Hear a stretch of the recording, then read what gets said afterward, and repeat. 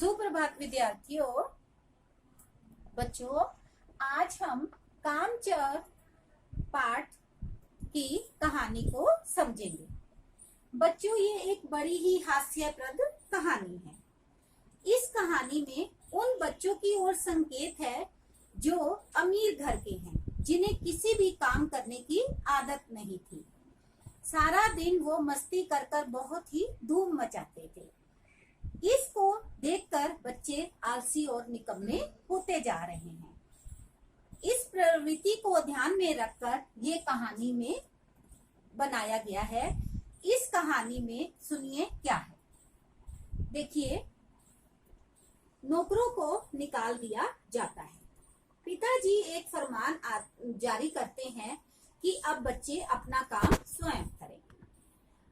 बच्चों को एक काम दिया जाता है कि वे अपने आप पानी लेकर पिएंगे।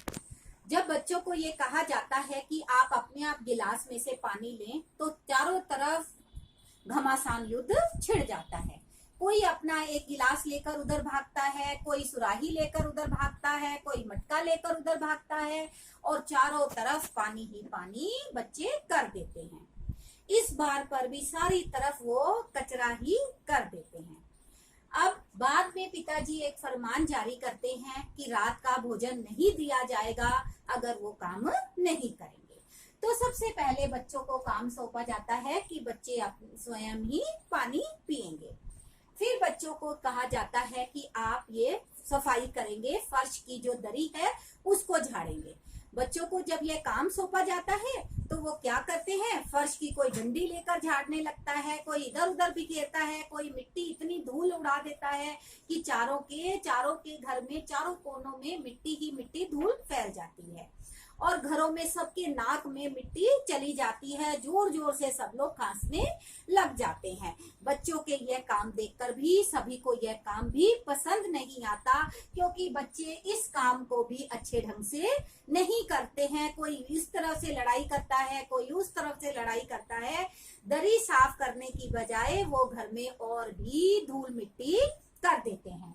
अब तीसरा काम बच्चों को दिया जाता है पौधों को पानी देना। जब बच्चों को पौधों को पानी देने के लिए कहा जाता है तो बच्चे कोई पाइप को लेकर भागता है, कोई एक गिलास को लेकर भागता है, कोई एक छोटे से कप में पानी लेकर भागता है और पानी लेकर जब वो भागते हैं तो आधा पानी वो फर्श पर गिरा देते हैं।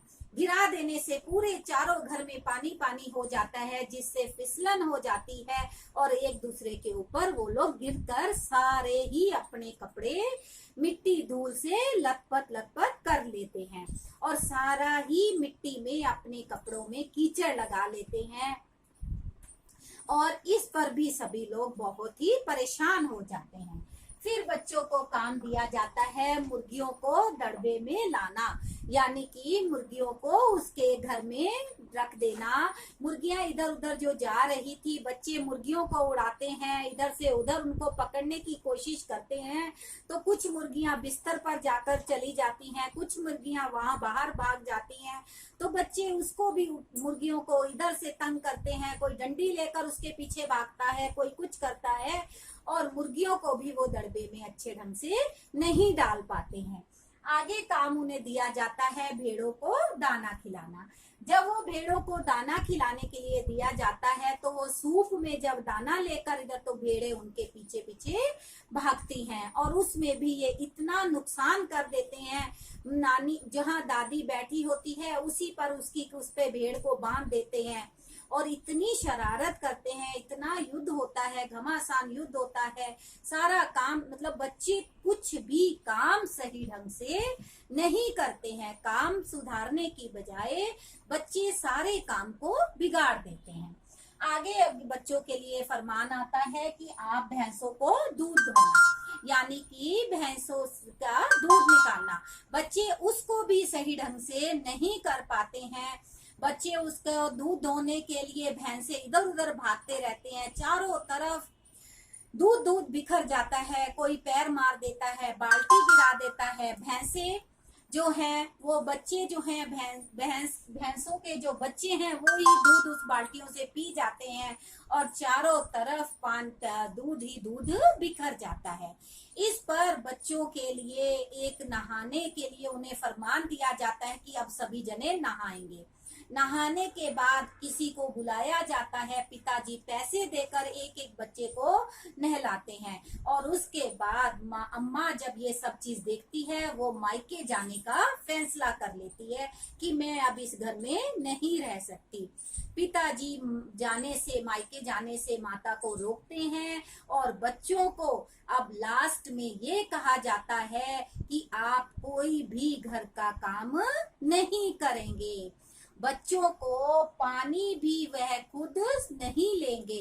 अब बच्चे जो काम करने को दिए जाते हैं वो सारे काम में इतना हल्ला करते हैं, इतना शोर करते हैं, इतनी मस्ती करते हैं कि सब परेशान हो जाते हैं और आखिर में यही फरमान जारी होता है कि अब बच्चे उठकर पानी भी नहीं लेंगे। बच्चों, इस कहानी में यही इसकी कहानी है। आपने आशा करती हूँ आपने अच्छे से इस कहानी को समझ लिया होगा। एक बार बच्चों आप पुस्तक में भी इसको रीडिंग करेंगे इस कहानी को तो आप बहुत अच्छे से समझेंगे। ये बहुत ही अच्छी हास्यप्रद कहानी है। धन्यवाद बच्चों।